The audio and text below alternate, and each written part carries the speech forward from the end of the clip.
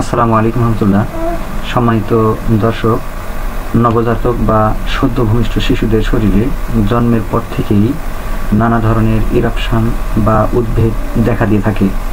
অনেকে না বুঝে বিভিন্ন ক্রিম বা মলম দিয়ে এসব রোগ সারানোর চেষ্টা করে থাকেন।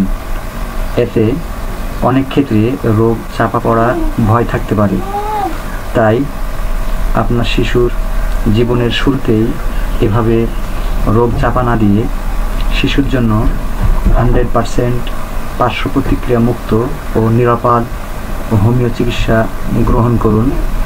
এই চিকিৎসার মাধ্যমে ইনশাআল্লাহ অতি দ্রুত এসব উদ্ভিদ দূর হয়ে থাকে এবং কোনো প্রকার ক্ষতির সম্ভাবনা নেই। লক্ষণ ভিত্তিক হোমিও চিকিৎসায় কোনো প্রকার বাহ্যিক প্রয়োগ বা মলম ক্রিম ব্যবহার করার কোনোই প্রয়োজন নেই।